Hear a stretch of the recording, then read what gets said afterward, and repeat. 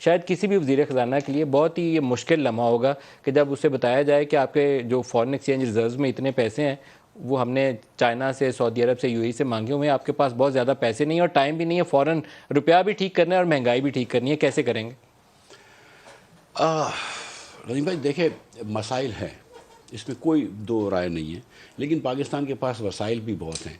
اب اگر ہم ان مسائل کو دیکھ کر اگر ذرا سا سوچ لیں کہ یہ should be a wake up call, اگر ہم 20 مرتبہ IMF جا چکے ہیں یا جتنی مرتبہ بھی جا چکے ہیں، اگر آج ہندوستان کے پاس 600 ارب ڈالر کا ذخائر ہوں غیر ملکی اس کے کرنسی کے، اور ہمارے پاس 10 سے کم ہوں، آج بنگلہ دیش کے پاس 40-50 ارب ڈالر کے ذخائر ہوں، ہمارے پاس 10 سے کم ہوں، تو شاید ہمارے لیے منحاص القوم ایک لمحہ فکریہ ہے کہ ہم کدھر پہنچ گئے ہیں۔ مطلب یہ کوئی اچھا تھوڑی لگتا ہے کہ ہم چلے گئے سعودی عرب کے، وہاں سے تھوڑے سے پیسے دے دو، قطر کے پاس چلے گئے، چین کے پاس چلے گئے۔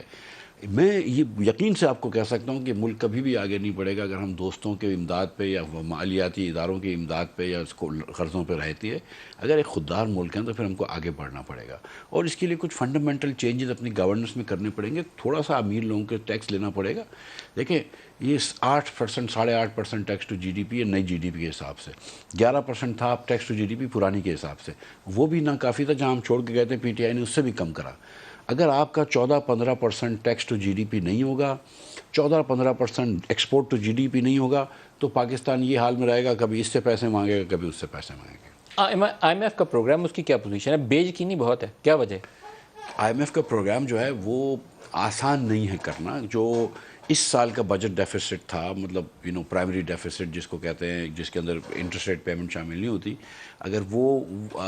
1.8% جی ڈی پی کا تھا سمجھ لیجئے، یا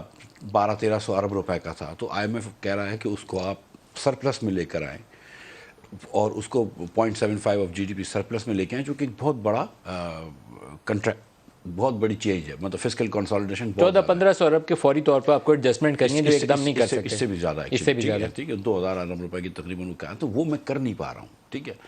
وہ ہم نے ان سے بات کری ہے، تھوڑی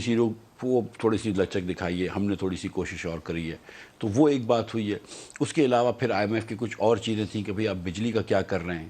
اب آپ دیکھیں نا، ہم یہاں پر ایک چیز، اب کل عاطف میاں نے بھی آرٹیکل لکھا ہے جو کہ ایک PTI کے نارملی سپورٹر تھے، کہ عمران خان نے اپنی معیشت کو برے حال پہ چھوڑا ہے، ورسٹ شیپ میں in every way compare to where he inherited, اور اسی بات کو تنقید کری کہ جب وقت آیا تو انہوں نے پیٹرول سستا کر دیا۔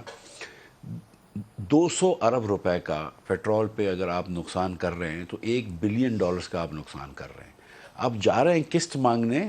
$1 بلین کی، اور آپ $500 ملین کا مہینے کا نقصان کر رہے ہیں، تو کوئی آپ کو بولے گا یار اگر تمہیں اتنے پیسوں کی ضرورت ہے تو وہ نقصان تو بند کر دو۔